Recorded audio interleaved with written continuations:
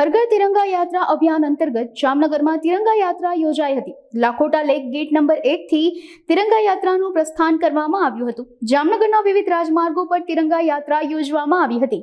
સંપૂર્ણ શહેર દેશભક્તિના રંગે રંગાયું હતું અને ભારત માતા કી જય અને વંદે માતરમના નારાથી ગુંજી ઉઠ્યું હતું। આ યાત્રામાં સાંસદ પૂનમ માડમ, ધારાસભ્ય, collector, commissioner, SP Premsukh Delu સહિતના અધિકારીઓ અને સેનાના જવાનો જોડાયા હતા। જામનગર શહેરની હર ઘર તિરંગા યાત્રા आज जामनगर शहर में लाखोटा तलाव कक्षाएથી આજે પરીક્ષામાં પસાર થશે અને રાષ્ટ્રના ભવ્ય ત્રણ રંગ છે એના રંગ સાથે આખા શહેરને એ રાષ્ટ્રની ભાવનાને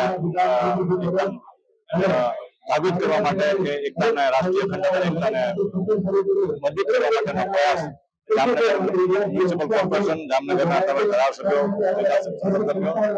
બધાથી પ્રયાસ કરવામાં આવ્યો છે અને મોટી સંખ્યામાં બહુ સંખ્યામાં અત્યારે લોકો આપ જોઈ શકો જોડાયેલા છે। હર ઘર તિરંગા ના ભાગરૂપે રાષ્ટ્રીય પર્વ આપણો 15મી ઓગસ્ટ ઘર ઘર તિરંગા હર ઘર તિરંગાના ભાગરૂપે આ જામનગર મહાનગરપાલિકા તરફથી સાંજે 5 વાગ્યા ઘર ઘર તિરંગાની રેલીનું આયોજન કરેલું હતું।